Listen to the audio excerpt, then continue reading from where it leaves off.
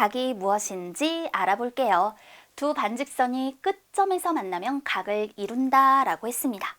반직선 OA와 반직선 OB가 있습니다. 두 반직선이 이 끝점에서 만나면 각을 이루게 되는 거예요. 이때 이 점 O를요, 각의 꼭지점이라고 하고요. 반직선 OA와 반직선 OB를 각의 변이라고 합니다. 그런데 지금 이 각을 보니까 작은 쪽 각이 있고요. 큰 쪽 각이 있어요. 그래서 우리는 이 각을 어떻게 읽고 쓸 것인가에 대해서 고민을 했는데요. 자, 이 작은 쪽 각 AOB 또는 각 BOA라고 표현할 겁니다. 그런데 이때 이 각을요, 기호로 이와 같이 표현해 줄 수 있어요. 그래서 각 AOB 또는 각 BOA라고 나타내 주죠. 큰 쪽의 각도 한번 표현을 해볼까요? 각 AOB 또는 각 BOA.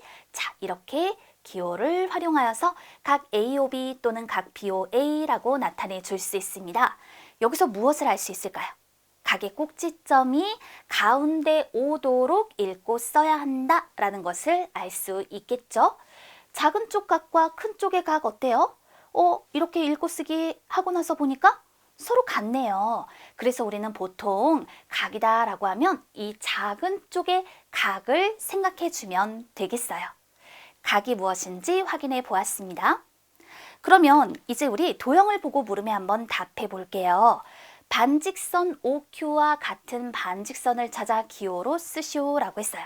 반직선 OQ와 같은 반직선? 그렇담 시작점이 같고 방향이 같은 반직선을 찾아주어야겠죠.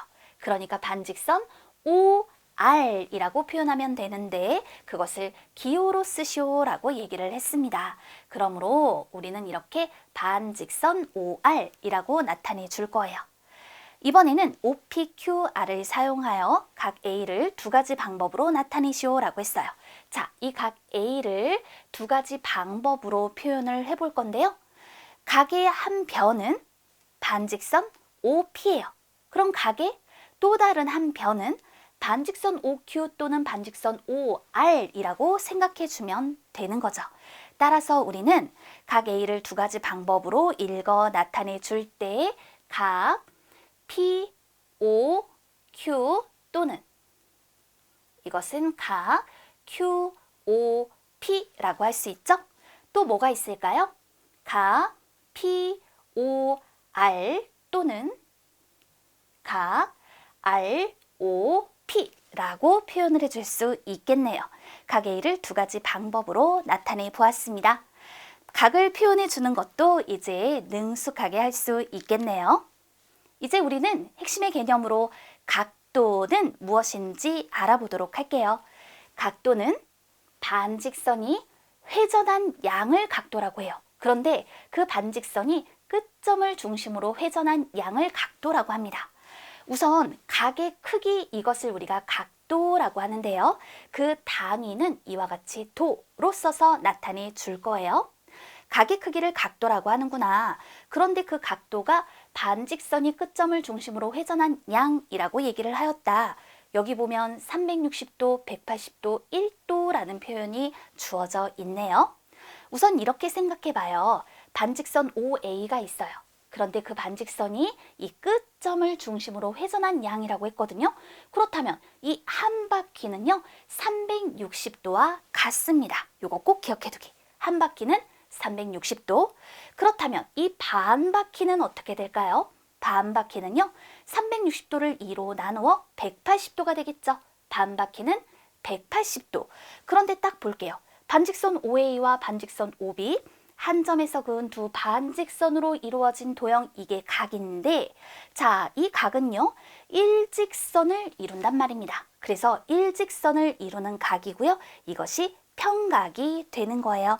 평각은 180도예요. 자, 이제 우리 각 AOC를 한번 볼게요.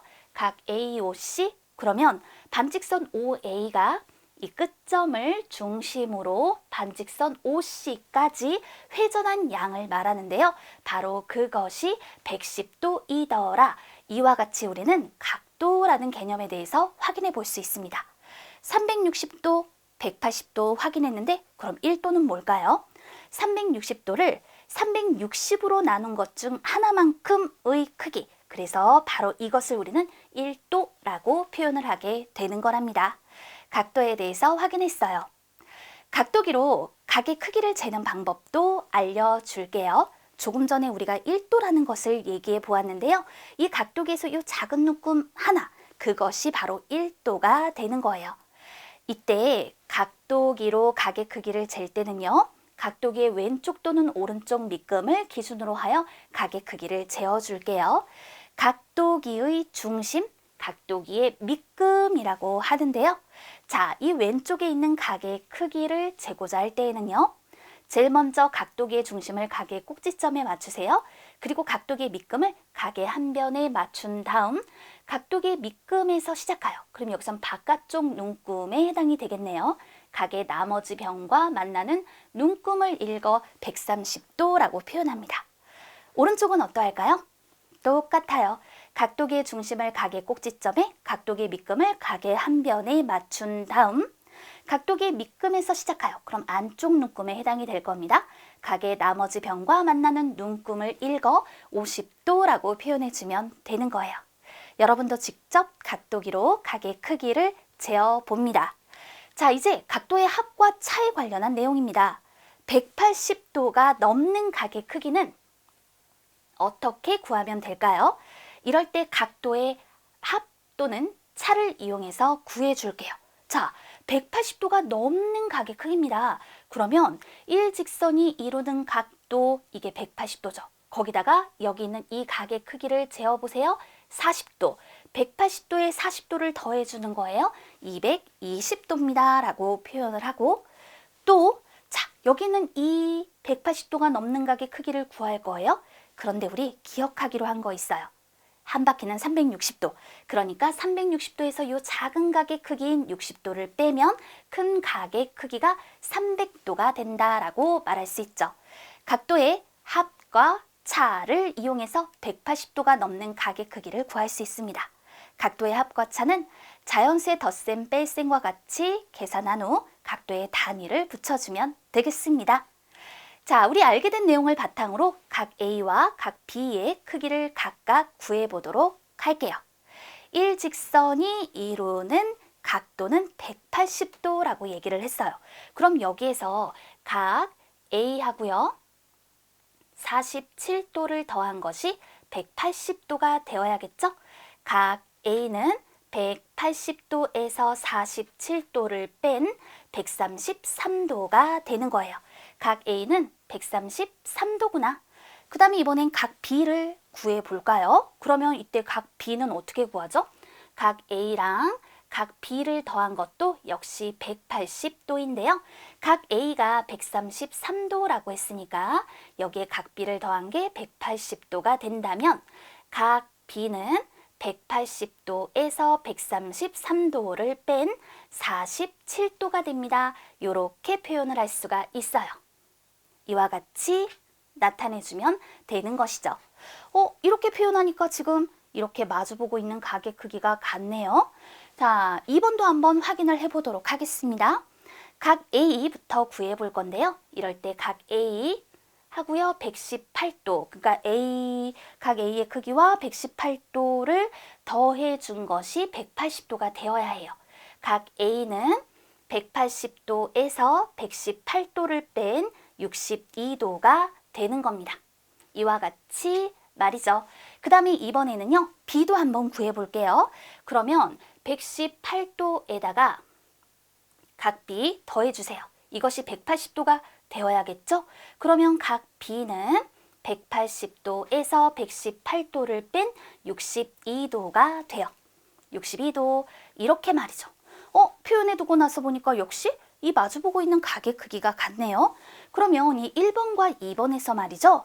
자, 여기 나머지 한 각의 크기도 구할 수 있을 거예요.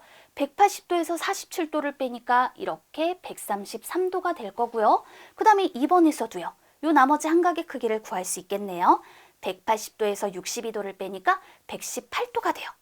마주보는 각의 크기가 같습니다. 그런데 보니까 여기서 이 두 직선이 한 점에서 만날 때 마주보는 각의 크기가 같구나라는 것을 알 수 있잖아요.